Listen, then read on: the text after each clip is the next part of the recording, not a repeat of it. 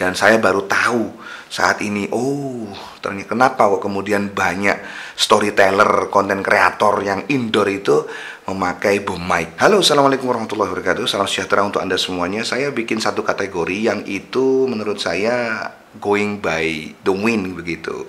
Artinya saya hanya sharing-sharing kepada Anda dan saya namakan kategori baru ini sebagai sharing gun. Sharingan ini kan kayak Sharingannya di Naruto ya, tetapi ya saya kasih nama jelas Sharingan. Jadi di sini saya bercerita tentang ya apa yang saya temui setiap hari atau yang mungkin saya penting untuk saya sampaikan kepada publik. Jadi di situ akhirnya saya coba untuk ya bikin sharing-sharing kepada Anda semuanya. Hal yang pertama yang saya sharingkan kepada Anda adalah saya bingung nih masalah audio. Kenapa saya bingung? Jadi saya coba gonta-ganti format. Format yang pertama itu saya pakai boom mic sampean. Saya pakai condenser mic BM800, itu adalah bawaan ketika saya beli mixer. Tapi itu kendalanya, suaranya nggak bisa konstan. Artinya saya harus dekat dengan mic dan mic itu masuk dalam frame video seperti ini.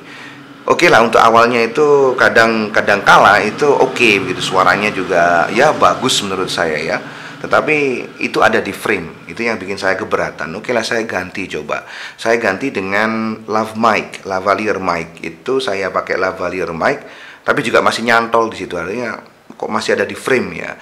Dan kadang suaranya itu tidak konstan, artinya berubah-berubah begitu loh. Entah kenapa, mungkin karena saya bergerak atau mungkin karena suara saya juga kurang keras. Ada kemungkinan seperti itu.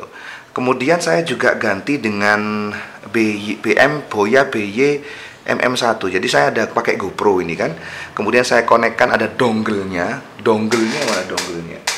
Nah, saya berusaha untuk bisa audio itu masuk ke mic gitu dengan bantuan dongle. Ini saya beli bukan baru. Kalau saya sekarang mungkin nggak akan saya beli. Karena ini saya dulu itu seakan terlalu terobsesi untuk bisa outdoor bagus begitu. Karena saya beli barang yang satu ini, saya colokkan ke GoPro Hero 7 yang saya pakai sampai detik ini. Boya tadi itu saya saya konekkan ke dongle-nya, kemudian masuk menjadi audio di GoPro. Boyanya ini nggak pakai baterai, langsungan saja. Sudah saya setting juga di GoPro-nya, tapi hasilnya kurang maksimal. Akhirnya saya coba ada satu mic yang itu menurut saya, kenapa kok kemudian banyak sekali storytelling atau misalkan orang yang bercerita ngoceh bau seperti ini itu butuh boom mic, karena memang suaranya yang dihasilkan itu konstan. Artinya ya dia hanya mengambil satu sisi begitu kan. Misalkan kalau dalam hal ini saya taruh di atas begini dan dia ngambil di sisi yang saya omongkan di sini saja, di belakang tidak. Di samping mungkin saja iya ya, tapi hasil yang diberikan oleh boom mic menurut saya itu lebih oke. Nah, itu saya coba konekkan langsung ke dongle-nya ini, tapi kadang itu terbaca, kadang itu tidak. Masalahnya di situ, kadang terbaca dan kadang tidak. Nah, akhirnya ya sudahlah, akhirnya saya balik lagi ke metode yang lama, yaitu dengan menggunakan mixer, kemudian saya tambahkan ke boom mic begitu. Kemudian saya tidak rekam lagi audionya langsung menuju kamera. Ya, saya rekam pakai Audacity. Kemudian saya nanti sinkronkan. Menurut saya hasilnya lebih oke. Kenapa? Bukan karena alasan wah ini gonta-ganti mic, enggak, karena memang ini lebih pada karena saya sering sekali ketika mengulas sesuatu itu ya ngobrol, wah gerak-geraknya banyak begitu kan. Kemudian kadang juga gerak ke sini gitu. Kalau saya pakai mic yang memang harus didekatkan begitu kayak condenser mic, itu hasilnya ya harus begini terus, jadi kurang refleks, tidak bisa menjadi diri saya sendiri. Memang itu sih pilihan ya. Ada orang yang sukanya diem sehingga cocok dengan mic condenser seperti itu, ada yang sukanya rame begitu. Memang masing-masing orang punya apa ya, ibaratnya itu punya ciri khas masing-masing, punya karakteristik masing-masing. Lah saya pengennya itu ndak ada apapun di sini, mic yang gelantong begitu, sehingga lavalier mic saya hiraukan. Meskipun itu juga pakai Bluetooth atau misalkan pakai wireless saya hiraukan. Kemudian yang kedua, itu saya keberatan gitu kalau condenser mic itu masuk ke frame gitu. Dan akhirnya saya peraikan dulu yang BM800 itu. Kemudian kalau pakai boom mic yang dari Boya itu hasilnya kurang maksimal. Itu harus saya begitu dekat dengan sumber suara begitu. Dengan mic-nya itu harus dekat. Nah, akhirnya saya pakai lagi dengan Kretz ini ya, Kretz K818 yang lama mangkrak juga. Akhirnya saya maaf, pakai lagi barang ini.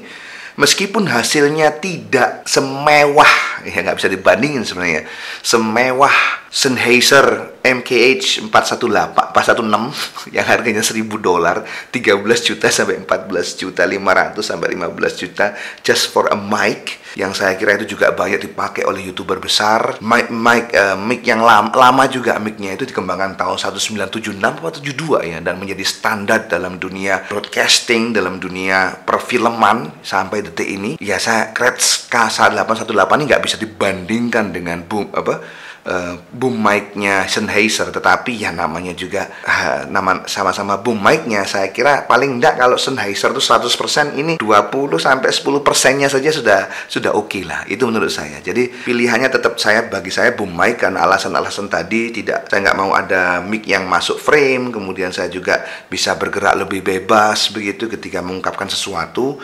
Akhirnya balik ke mic yang lama sekali saya beli sekitar 4 sampai 5 tahun yang lalu. Dan saya baru tahu saat ini, ternyata kenapa kok kemudian banyak storyteller, konten kreator yang indoor itu memakai boom mic. Karena memang ya lebih fleksibel begitu ya. Itu adalah perkara mic yang saat ini insya Allah lah sudah saya atasi ya. Meskipun kurang maksimal, tapi saya kira saya lebih oke dengan ini. Saya nggak ribet-ribet lagi nyolokin ke dongle, ada USB Type-C-nya di GoPro. Sudah nggak bingung-bingung lagi dengan hal itu.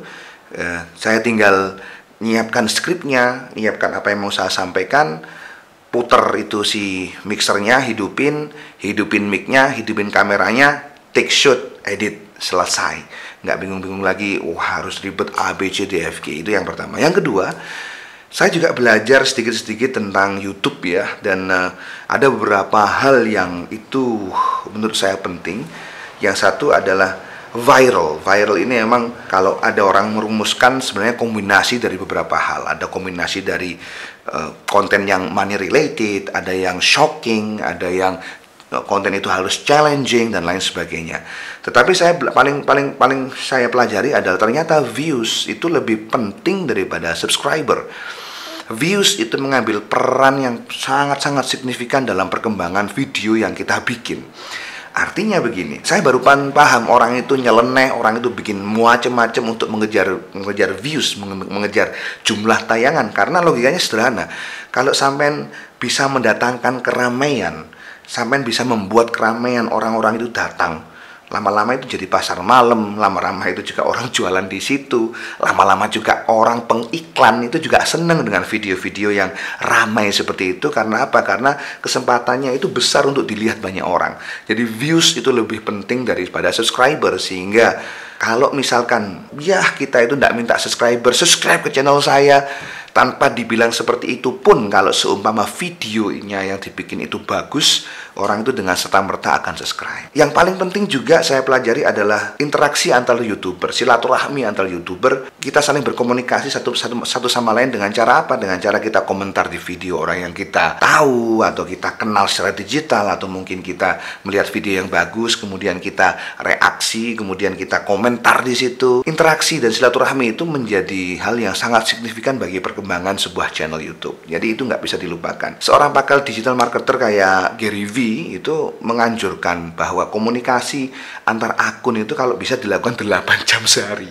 Kelas dunia. Itu di Instagram ya, 8 jam sehari itu kita komentar ke banyak orang, respon begitu. Kalau 0 subscriber ya kita komentar semakin banyak orang selama 8 jam. Karena itu punya posisi signifikan untuk mengembangkan akun yang kita bikin. Kemudian hal yang ketiga yang saya bisa sharingkan kepada Anda adalah retention videos. Retention video ini sebenarnya video yang diulang atau gimana ya artinya ya. Kira-kira begini. Views itu penting, dan berapa menit orang itu stay di video yang kita bikin itu sangat penting juga. Kenapa saya katakan sangat penting? Karena itu kemudian, ini diminati videonya, bukan hanya 1, 2, atau 10 detik pertama, atau 1 menit pertama, tetapi sampai the whole video itu orang lihat. Nah, bagaimana orang itu bisa, saya mikirnya bagaimana membuat orang itu kerasan dalam sebuah video. Apalagi jenis video yang saya bikin itu hanya ngoceh bau seperti ini. Apa yang saya lakukan ya? Apa ya? Saya kepikiran itu bikin hal-hal di tengah-tengah itu sebagai filler, sebagai video yang ngelengkapin gitu, atau mungkin konteksnya berbeda, pokoknya itu video yang berbeda dengan apa yang saya bicarakan. Orang biasanya pakai B-roll, ini kan E-roll, ini pakai B-roll atau pakai misalkan hal-hal lucu lainnya. Pokoknya di dalamnya itu harus ada video lainnya yang itu mungkin berkaitan atau tidak dengan video yang dibikin. Jadi sehingga itu bisa lebih atraktif. Kira-kira itu saja 3 hal yang bisa saya sampaikan kepada Anda pada malam hari ini. Jumpa lagi di lain kesempatan, dan tetap stay dan jangan lupa untuk bisa komentar di video yang saya bikin. Bye-bye.